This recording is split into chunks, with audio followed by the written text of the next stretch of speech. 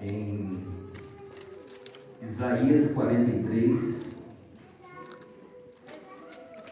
versículo de número 5, amém? Isaías 43, versículo de número 5. Glória a Deus. Os irmãos encontraram?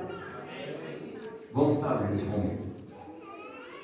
Diz assim: não temas, pois, porque estou contigo. Amém. Somente a parte A, vamos estar orando neste momento. Pai querido, eu louvo e te agradeço, ó Pai, por essa rica oportunidade. Meu Deus, eu peço ao Senhor, ó Pai, que nesse momento não seja eu falando, mas que seja o Teu Santo Espírito, ó Pai, falando em cada coração. Meu Deus, em nome de Jesus Cristo, assim eu oro e te agradeço no Teu nome, em nome de Jesus. Amém? Você necessitar? Glória a Deus. Eu não sei se os irmãos perceberam, mas Deus tem falado já desde o início do culto. Não temas, pois, porque estou contigo. E para testificar que Deus usou nosso irmão, o presbítero, eu não pude oferecer para a pastora Ellen questão financeira, mas pelo menos a oração. Eu observando aquela situação, irmãos, eu creio que a pastora Ellen não pediu nada para ninguém. E isso, quando o presbítero falava aqui na frente, me fez refletir na palavra de Deus. Porque alguns dias atrás a pastora Ellen foi cumprir uma agenda, a gente foi com ela e eu só na intercessão, na parte de trás intercedendo. Deus tem misericórdia da gente, Pai. Esse pneu está mais liso do que barriga de cobra, meu Deus, tem misericórdia. E para testificar que foi Deus, eu orando e pedindo a Deus pela misericórdia dele sobre a vida da pastora Ellen. Deus abençoa que ela venha trocar aqueles pneus. E eu vejo isso, irmãos, como uma atitude muito nobre, porque eu creio que a pastora Ellen não pediu nada para ninguém. E isso me fez lembrar de quando Davi, a Bíblia vai dizer sobre os 37 valentes que Davi teve. E uma das atitudes mais nobres que eu vejo, quando é narrada a história desses 37 valentes, não foi aquele que matou 300 com uma lança, não foi aquele que derrotou um gigante, irmãos, mas lá vai falar que Davi ele suspirou. 2 Samuel 23, versículo de número 14 diz assim: e Davi estava num lugar forte, e a guarnição dos filisteus estava então em Belém. E teve Davi desejo e disse: quem me dera de beber da água da cisterna de Belém, que está junto à porta. Davi, ele não pediu nada, irmãos, para aqueles valentes, não. Aleluia, glória a Deus. Mas um servo por excelência não espera pedir. Aleluia, glória a Deus. Davi, ele suspira, ele desejou para beber aquela água. E é tão bom quando você está servindo alguém que é um homem segundo o coração de Deus, como aqueles homens estavam servindo, irmão. Aqueles homens conseguiam ver Deus na vida de Davi. Aleluia, glória a Deus. Então ele suspira: quem me dera beber da água da cisterna que está lá, ó, na porta da cidade de Belém. E três homens romperam um arraial arriscando a própria vida e trouxeram da água para Davi. Aleluia. Então aqueles três valentes romperam pelo arraial dos filisteus, tiraram da água da cisterna de Belém, que está junto à porta, e a tomaram e a trouxeram. E Davi, porém, ele não quis beber, mas derramou perante o Senhor e disse: guarda-me, ó Senhor, de que tal faça, beberia eu o sangue dos homens que foram a risco da sua vida, de maneira que não a quis beber. E isto fizeram aqueles três valentes. Algo que foi registrado, irmãos. E esses homens estão entre os 37 valentes que Davi teve.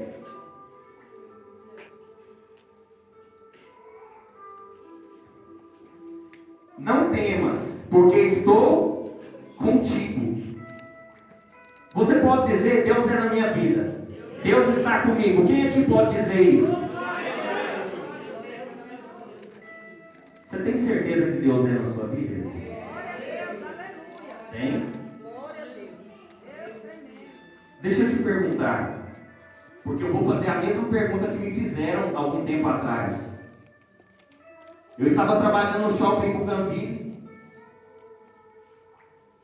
e ali, irmãos, eu estava passando por um processo, uma causa da justiça, irmãos, e eu ganhei não atrás de não nessa causa. E eu sei que no meu último não, mas eu vim arrasado ali para aquele shopping para poder trabalhar. E você pensa uma pessoa que serve a Deus andando de cabeça baixa e triste. Era eu ali naquele shopping, andando no estacionamento, triste. E de repente o meu supervisor olha para mim e viu: uai, Vitor, por que você está desse jeito, cara? Triste desse jeito? E eu fui cair na bobeira de contar a minha situação para ele. Comprei uma máquina. A máquina ficou na loja, a loja ficou com o dinheiro da máquina, com a máquina, e sujou meu nome ainda.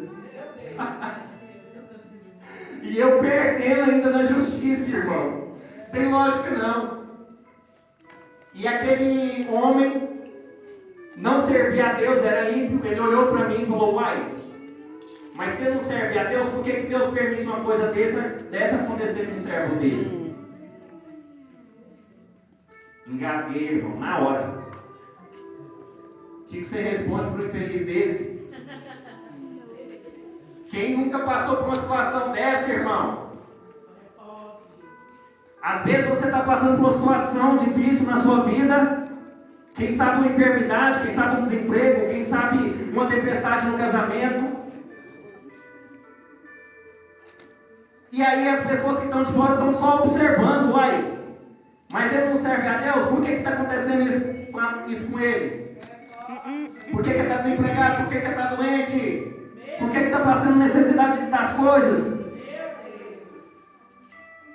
Você pode dizer: Deus é na minha vida? Com convicção, não da boca para fora. Você tem essa convicção? Tem, irmão? Não é nada. Por que Deus permite a gente passar? A Bíblia vai dizer, irmãos, que José, ele foi lançado numa cisterna. Ele foi vendido para os ismaelitas, que venderam ele como escravo para Potifar.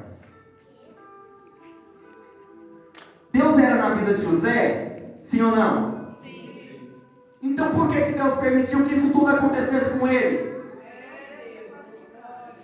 Se Deus era na vida de José, por que José passou por tudo isso?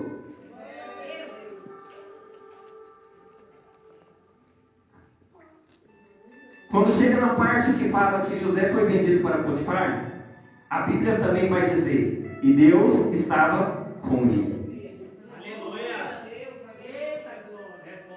Deus começa a abençoar o trabalho das mãos de José ali na casa de Potifar. E de repente surge uma calúnia. E José vai para o cárcere, vai para a prisão. E a Bíblia vai dizer novamente: e Deus estava com ele.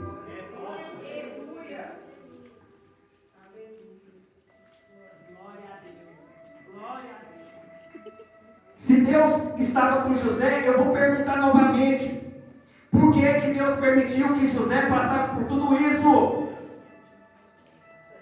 Por que Deus às vezes permite eu e você passar pelas lutas, pelas tempestades, pelas adversidades da vida?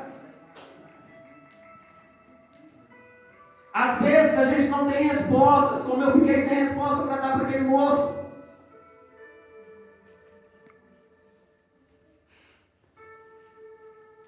Há um propósito de Deus sobre a mim. Sabe por que José passou por tudo aquilo? Porque havia um propósito sobre a vida de José. Em momento algum, irmão, tem gente que pensa que aceitar Jesus é igual ganhar na Mega. Eita, aleluia, já vou ter carro novo, dinheiro na conta, aleluia. Não é não, irmão. Eita, Jesus é forte. Não é não. Havia um propósito sobre a vida de José. Vai chegar momentos em que a gente não vai entender o porquê de tanta luta, o porquê de tanta situação. Não temas, porque estou contigo. Porque às vezes a gente fala, não posso dizer que Deus é na minha vida. Aleluia, irmão. Mas é fácil a gente ser crente quando a gente está na bonança, irmão. Quando o dinheirinho está na conta. Aleluia. Aleluia. Quando tem comida lá na despensa, irmão. É fácil demais a gente ser crente, irmão. Quando a saúde está tranquila, irmão. Quando não tem nenhuma enfermidade. Mas e quando a enfermidade bate na porta? E quando bate o desemprego? E quando bate a rejeição? E quando bate a traição?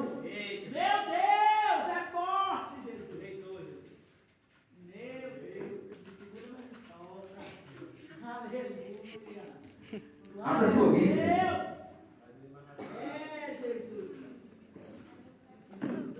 Em Mateus, capítulo de número 8.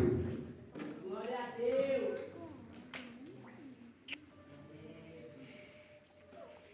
Mateus 8, 23.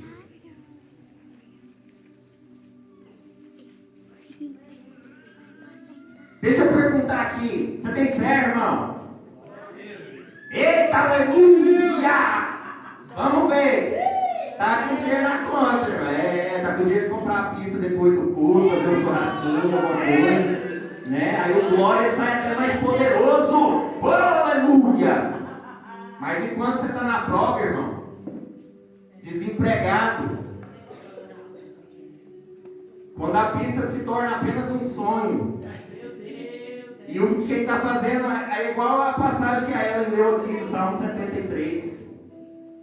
Às vezes o crente observando a vida do ímpio, ele com vontade de comer a pizza, quem está comendo a pizza é o ímpio, que está do lado da casa dele. Às vezes ele está com vontade de comer churrasco, e quem está fazendo churrasco é o ímpio, que não serve a Deus do lado da casa dele. Às vezes ele está querendo andar num carro, tem um carro para ir para a igreja, e quem está andando de carro é o ímpio, irmão, que mora do lado, que não serve a Deus. Quem nunca, irmão? Quem nunca? Você está achando que eu quase não desviei também? Pai, mas que é isso, pai? Estou te servindo, estou indo para a igreja, vivendo de roupa de bazar, cesta básica. Passando por tanta luta, enquanto o ímpio está lá, pai, olha, carninha assada quase todo final de semana, meu Deus. E era prova, irmão. Prova que você só ia sentir o cheiro da carne, às vezes, quando alguém te convidava. Prova de mais de mês, você não sabia o que era carne, irmão. Às vezes não tem um ovo para fritar, para comer com arroz.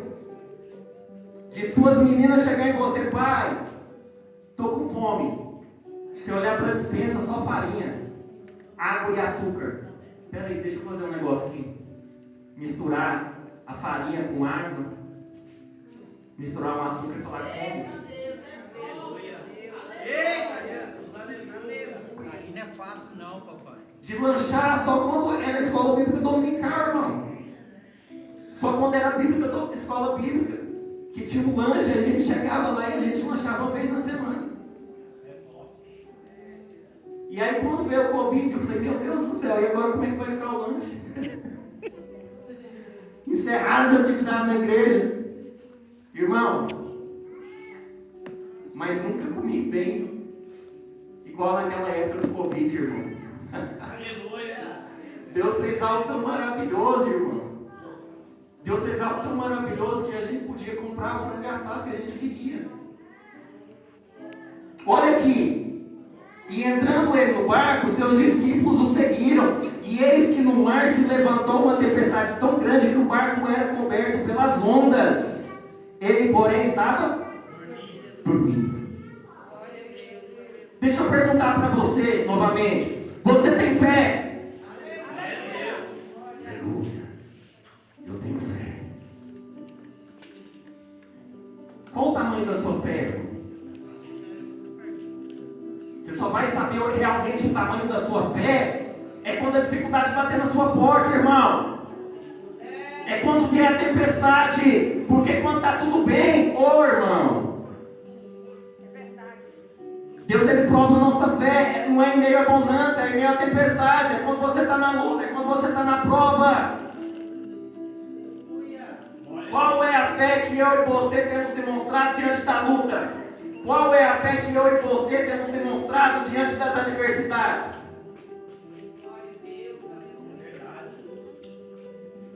Jesus estava dormindo.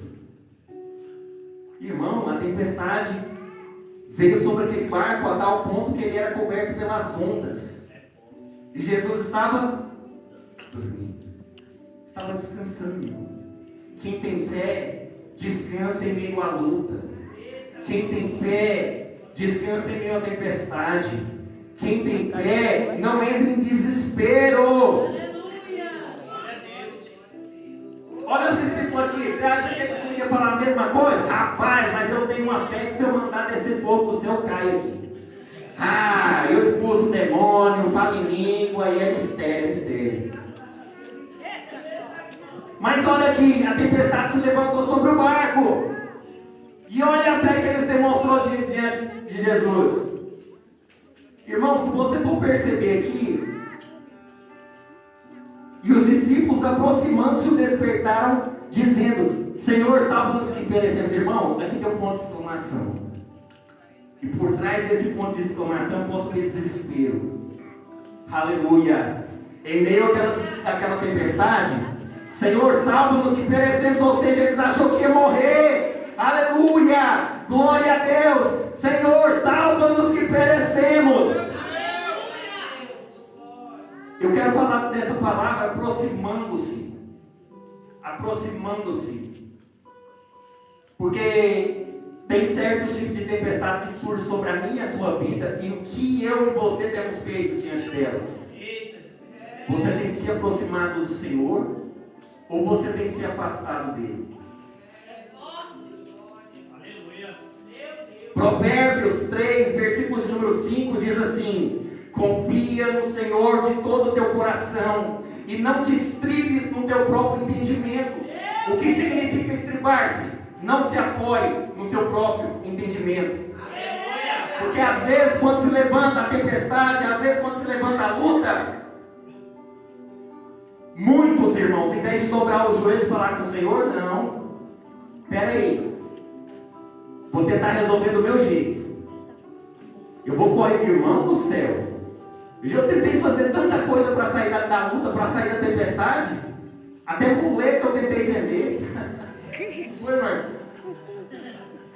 E não, vamos vender balinha, vamos vender laranjinha, vamos fazer um bazar, vamos fazer. Irmão, não vingou nada. Nada.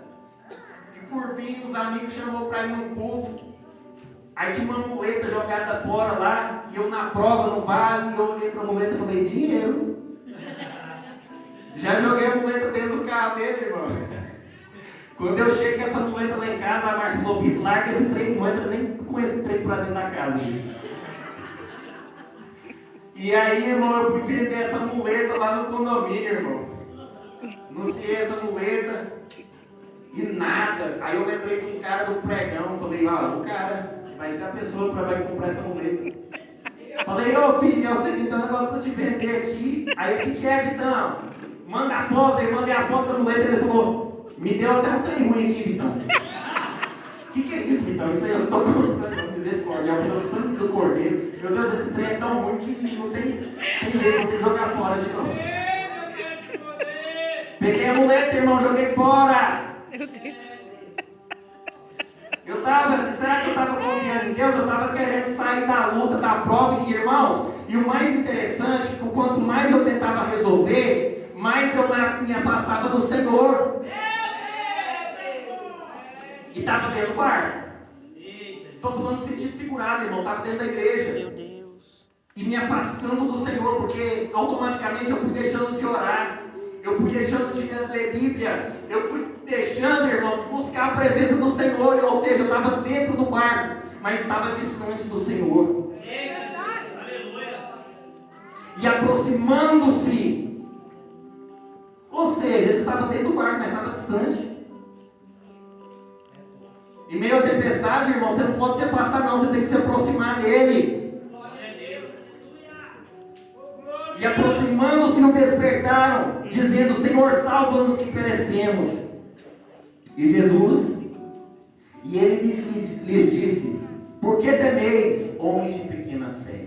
Irmão, eu já imagino a cena, eles desesperados ali, despertando Jesus: salva-nos que perecemos. Olha, Jesus, olha essa situação que eu estou passando. Irmão, trazendo para os nossos dias.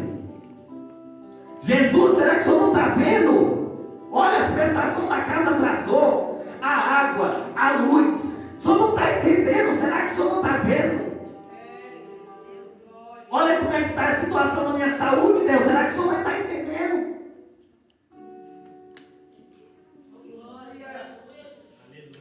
Às vezes a gente tenta mostrar para o Senhor o óbvio.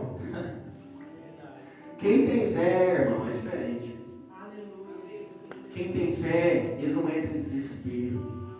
Olha a tranquilidade de Jesus aqui, irmão, no meio da tempestade. Você está com medo por quê? Por que temeis, homens de pequena fé? E levantando-se, então levantando-se, repreendeu os ventos e o mar, e seguiu-se uma grande bonança.